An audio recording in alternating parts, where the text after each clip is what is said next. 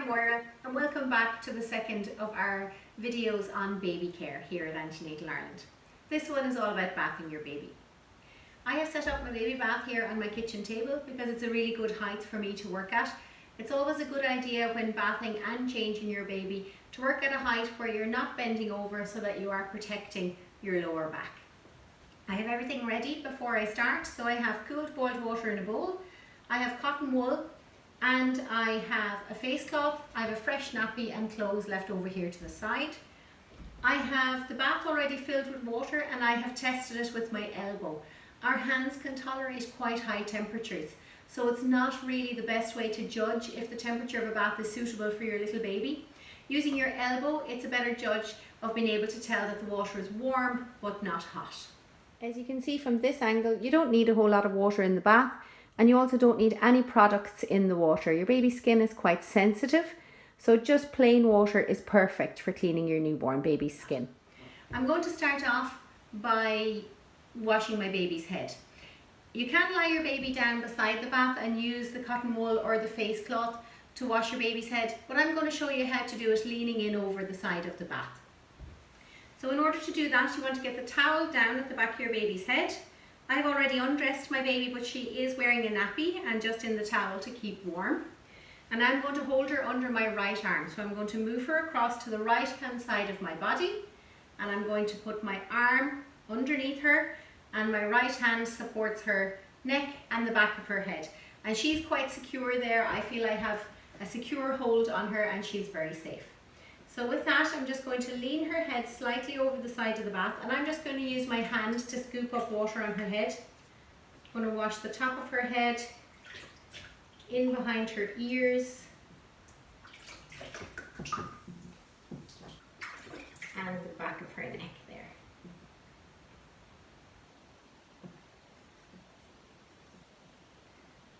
I'm just going to put the towel up over her head and put her down here to dry her head and to take off her nappy.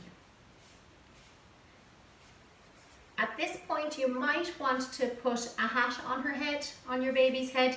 It depends on how warm your house is.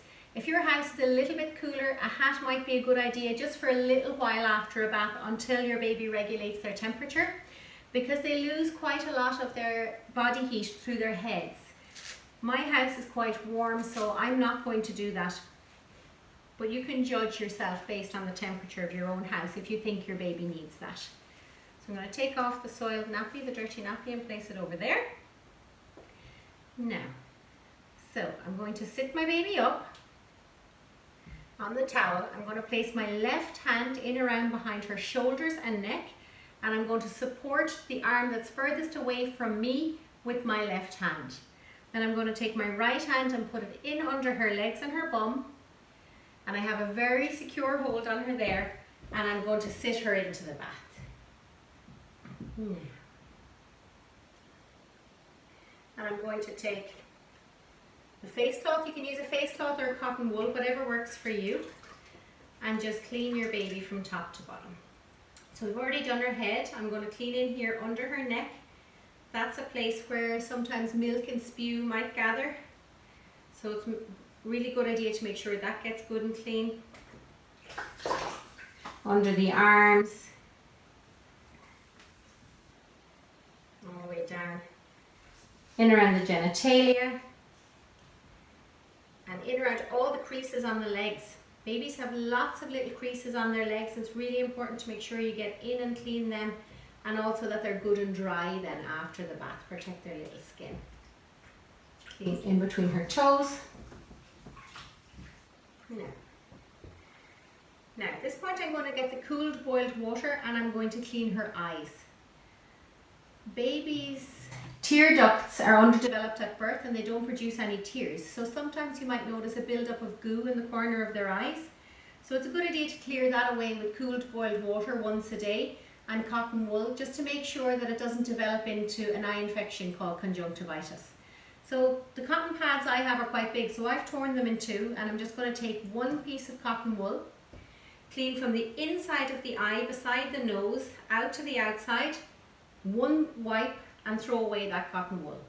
If the same eye needs to be wiped again, use a second piece of cotton wool and then another fresh piece of cotton wool for the other eye. Now I'm throwing that away. So now I want to clean the back of my baby, so I'm going to lean her forward. I'm going to support the arm that's furthest from me now with my right hand. I'm going to lean her forward. Her chin is resting securely on my forearm. And I'm going to again use the face cloth or your hand just to clean all the way down your baby's back, in around the creases, clean the bum, and all the way down. Then gently lean your baby back again to the position she was in, and then lift them up and take them out of the bath.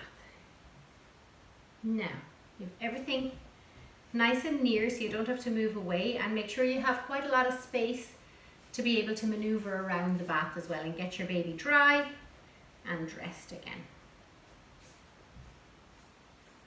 So first of all, I'm going to dry around my baby's bum so I can put on a fresh nappy. Bath time is a great time to communicate with your baby. We know that babies' brains are about 25% the size of a developed adult's brain at birth, and that grows to about 75% of the size of an adult's brain by the end of the second year. So that's quite rapid brain development, and there's quite a lot we can do in order to encourage healthy brain growth. And communicating with your baby is one of them. Talking to them, singing to them. Touch is also another great sense that is really lovely for babies and for parents as well. So some parents like to use the time after the bath to massage their baby's legs or their tummies. And some babies get a little bit upset in the bath, especially in the early days. And if they do, then singing to them, talking to them, reassuring them the whole time that you're there and looking after them will help calm them down. It'll let them know that you're there looking after them and that all their needs are being met. And your baby will already communicate with you even from a very young age. You'll notice your baby becoming calm when they hear your voice. And before you know it, they'll be smiling back up at you when you're talking to them like this after the bath. Mm-hmm. So I have a fresh vest on now.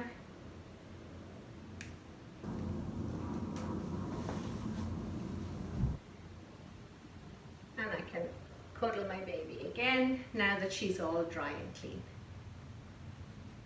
Just to mention umbilical cord care briefly, you'll see from the two pictures here that the cord does get darker and drier in colour as the days go by. It usually falls off between 5 and 15 days, and it is very important to keep it dry and clean, so keep it outside of the nappy when you're changing nappies. If you need to, you can clean it with cooled boiled water, and if you notice any signs of infection, so an unusual smell or a colour that doesn't look right to you, make sure you contact either your GP, your public health nurse, or the maternity hospital where you gave birth. Bathing your baby might be a little bit daunting at the outset, so it might be a good idea to have somebody else there at bath time until you get used to it. It doesn't need to be done all that often. Once a week is plenty. Your baby isn't really getting all that dirty. Thanks for watching, and please join me next time when I'm going to talk about sleeping arrangements for your baby.